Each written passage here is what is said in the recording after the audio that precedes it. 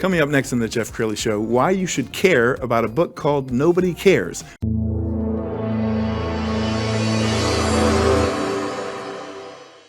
Many are predicting that the worst is yet to come, which is unfortunate, said one person here.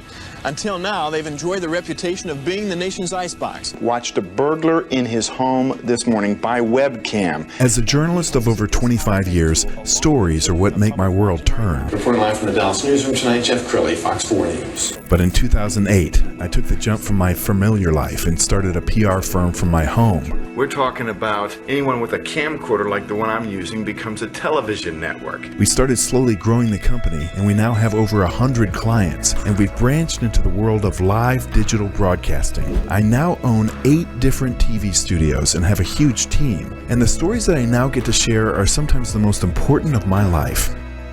Life has a funny way of coming around full circle. This is the Jeff Crilley Show. He's doing it well.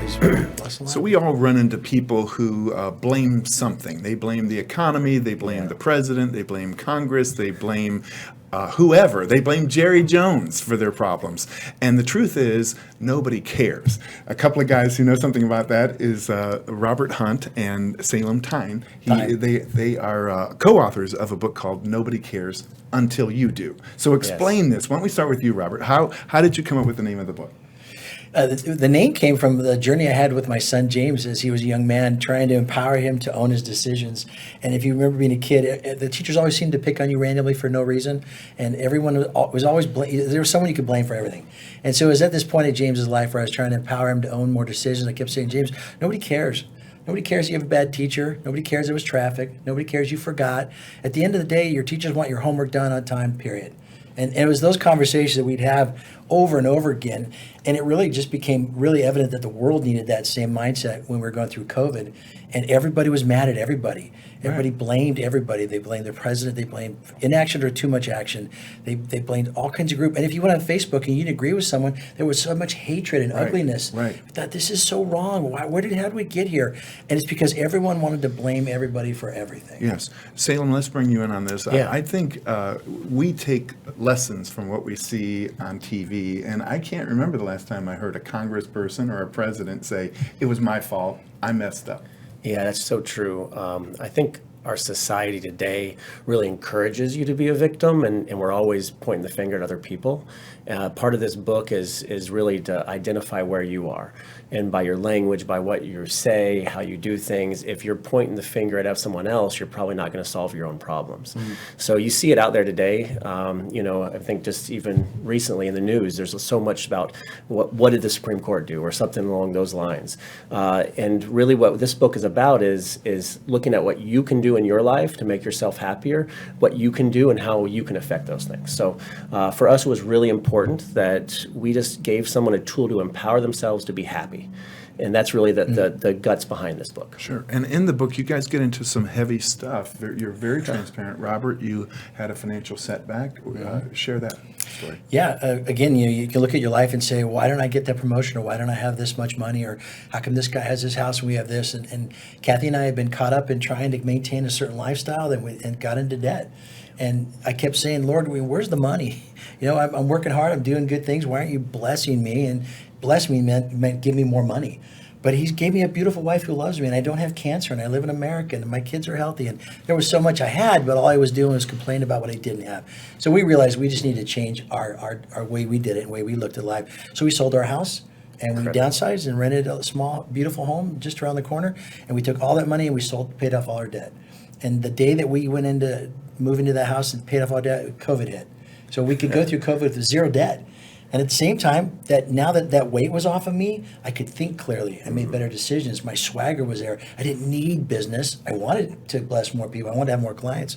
But I didn't need them, so that I was desperate because of money. I wanted great people, and I could say no. So my swagger and my confidence changed. I made better decisions. Yep. Man, life was great because we changed the way we were expecting everyone to do something for us, and we decided we need to own it. I love that. And Salem, you have a very personal revelation in the book. Yes, Jeff. Probably my hardest time in my life. I left the military. I was in the military for 12 years. Left that. I was super accountable when I was in the military. My life was together. Left the military, went through a divorce, lost my family, lost everything, and kind of did what we talk about in the book, which is woe is me. You know, what's wrong with me, and this victim that I was, and I embraced that to the nth degree. And drank and did drugs, and it got to a point in my life where I didn't want to live anymore. And so I tried to take those actions. And, it's hard to put that in a book and to read it, but what I thought was important about that is that we all go through these things. And for me, I went through those things. And so if the readers can see that I did this and I've gotten through, then at least they can see that they have a chance too, because there's someone else out there that is in the same situation that I was in. Hopeless. And they have no hope. So if they can read that and they can see that I went through that and what I did to get through it, and to come out as a victor on the other side, and that anybody can do that no matter where you are in your life, that you can be a victor of your life. You can live life, not let life live you, and that's the big difference, and that's what we were trying to achieve with that. What's it like working with a co-author? Because I wrote a book solo. Tell us the process. Was it pretty easy working We together? seem to see everything about the same way at the core of it. Every once in a while we'd have let's talk it through, and then we'd come to agreement. But we had an amazing ghostwriter. Yes. We'd been talking about it for a while. It was Salem's idea to write the book. He had shared with me about the accountability ladder, which is the core of where this comes from. And then he had this vision of, why don't we write a book together? And we talked about it. We even had Saturday sessions to try to, nothing was getting done. So we hired Advantage Media, and they gave us a ghostwriter who was phenomenal, Lisa Canfield, and did an amazing job. Yes. And if it wasn't for her, we wouldn't have got it done. But she took all of our ideas and our outline and our vision and our stories, and she brought it together beautifully. You guys met through a group that you run and have run for many years now. Renaissance Executive Forums in Dallas. Yeah, we're going to show some pictures, and I want you guys to talk about how you guys met and how this bond formed. Yeah. Salem's my friend, so he's a client of mine, but he's my friend first, and we've been hanging out for a couple of years now. Yeah, Robert found me actually on LinkedIn. I'd moved to the area, changed careers in industries, and Robert found me, and we just really bonded, and I joined the group, and the groups really did exactly what I wanted, which was have a platform and an audience of telling me what I could and couldn't do, kind of holding me accountable a little bit as best you could. Encouraging that, which I loved, and the bonds of friendship were there. And then over the time period, like Robert said, I introduced him to the basis of the book, which is the accountability ladder, and it's widely publicized. And then maybe 2 years after we had met, I was in the shower. Of course, that's where your best ideas come, right? Always. I was in there, and I was like, we could write a book on this because we've lived this and we've gone through this, and other people should live and learn what we have learned so they can have happiness in every part of their day. And so I scrambled out of the bathroom. My wife's looking at me like, what am I doing? And I get on the phone really quick, and I just probably go a million miles a second and telling him what we can do, how we can do this book. Let me get it on my brain so I'll call you back tomorrow. Right. And that was the beginning of this. That's where it started. And so it's been pretty amazing journey so far. Let's talk about the importance of having an accountability partner, and that could be a spouse or a friend. Do you want to start, Robert? I always say there is no such thing as holding someone accountable. You could lie. So if you have an accountability partner and you don't really want to be accountable, you just lie. Yeah. Hey, how's it going on your diet? Oh man, I'm working out, eating great, and the weight's not coming off. I don't know. It's really weird, man. So we always talk about in our groups that nobody can hold you accountable. Yeah. You have to want to be accountable. So in our groups, we meet every month to talk about our stuff. And I'm going to work on this. I need to change this. Okay, so I declare to the group, I got to work on this. I'm going to do this. Then the group says, well, how'd it go? That's the only accountability you get. You could lie. And if you really want to change your life, then you'll be honest and you'll be accountable to yourself.